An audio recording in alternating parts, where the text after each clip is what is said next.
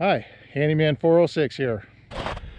Today I want to share with you 7 tips on solar installation.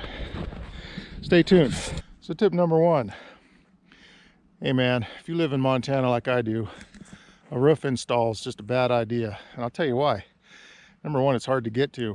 If you need to service your solar panels, like let's say, taking the snow off the roof, it just adds that level of difficulty. Do a on-the-ground installation. You'll appreciate it. I lived in California and did an on-ground installation, and to be honest, that was a lot easier. I could have put it on my roof, but that adds some dimensions of difficulty as well. For one, solar panels don't like to be overheated, and on the roof, especially in hot places like California, they would be prone to overheating, unless you lifted them up a little bit to get that airspace underneath. That would help, but still I think an on-ground installation would still do better in that respect. So number 2, I put down 1,000 watt minimum. That's just what you're gonna want to have. Now we run a refrigerator and a freezer full time, and we have a well pump that I can turn on and off depending on the conditions. I have a pressure tank, so I can fill that up and literally limp by for an entire day using just the water in our pressure tank if need be. But I feel like 1,000 watts is the absolute minimum one should have. That just gives you enough capacity to get a decent sized battery bank, to be able to have any kind of use at all out of your batteries. All right, so tip number 3: prepare for little or no power in the winter. No matter where you're at in the wintertime, there's going to be a lot less sunshine and therefore a lot less power. And so making preparations for that is going to pay off in the end. Now for me, I use a battery charging system that pretty much consists of a gas engine with an alternator. I have a video about that. You might want to check it out. I'll even put a link in it in the description below. So another thing that would help in this area is a solar wind combo. I had that in California. I don't have it here yet. We're getting around to that part though, and I'll get some videos. You want to stay tuned because I'll be posting some videos on how to do that as well, making some homemade wind generators out of car alternators and stuff. So cool stuff coming up there. All right, so tip number 4. You want to match your batteries with your solar. This is really important because you can have a gigantic battery bank with very little solar power. It's not going to properly charge your batteries, and the opposite could be true too. Actually, the opposite would be the better of the two options: a smaller battery bank with a larger solar array. But ultimately you'd like to have enough battery capacity that during certain months out of the year your batteries are completely being charged with solar power alone, regardless of how much power you're using inside the home. And that gives you full capacity overnight, but more importantly, it keeps your batteries healthy. You want to keep your batteries at full charge as often as you can, and to do that you're gonna need a good array of solar. And hey, solar power is cheap nowadays. You can get solar for less than $1 a watt for really good quality solar panels.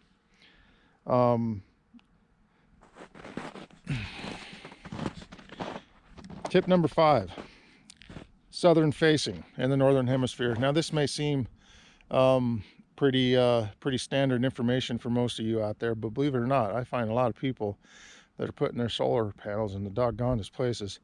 It needs full unobstructed light. Now, even in the wintertime, when you have clouds, you're going to have a whole lot less solar output.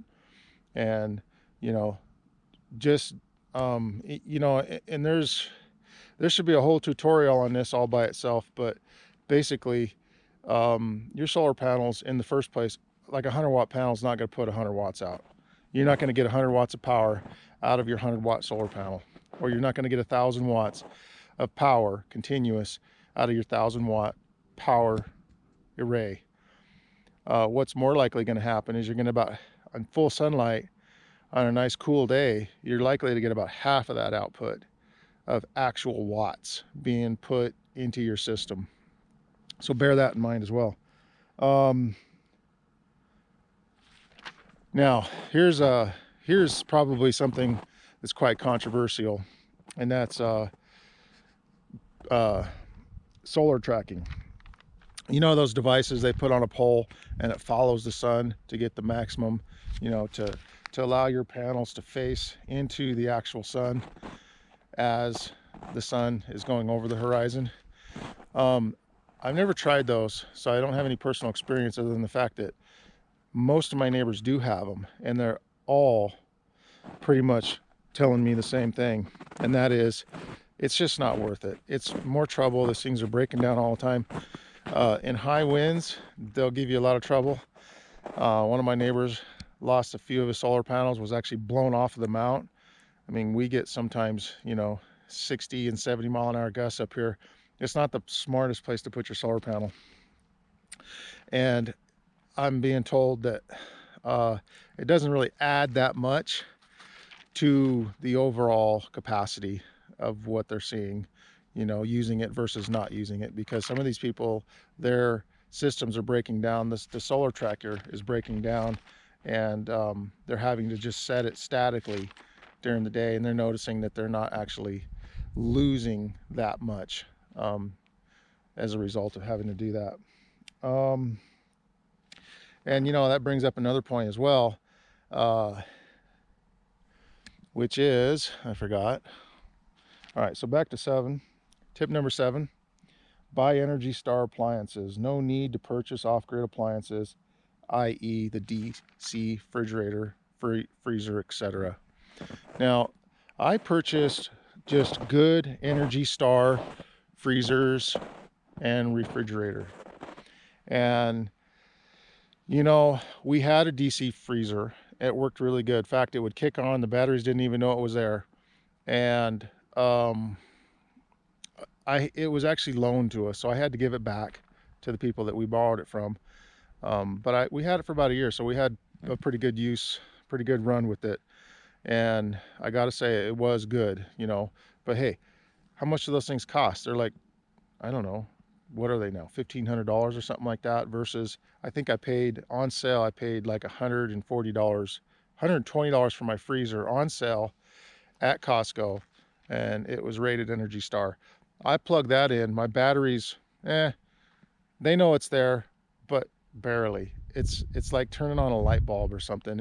It's just, you know, that initial surge drops my battery voltage by 1 volt, maybe, sometimes.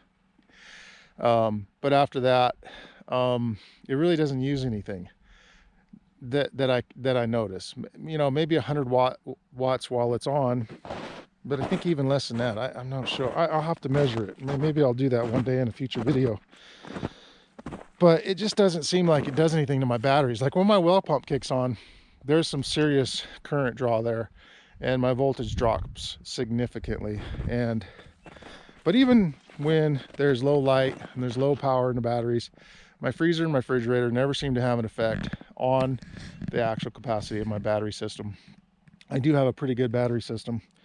And so to me, the cost of $1,000, $1,500 for an off-grid system, an off-grid freezer or a refrigerator, you know, you times that by 2, you're looking at $2,000 to $3,000 for something. Why not just buy more solar panels and put a little bit more capacity into your system? See what I'm saying?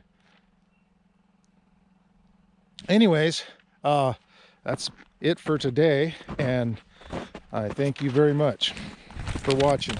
Stay tuned. I'm going to have a lot more videos in the future coming up. And hey, if you like my content, please give me a thumbs up. That would help me out big time. And subscribe. Thank you.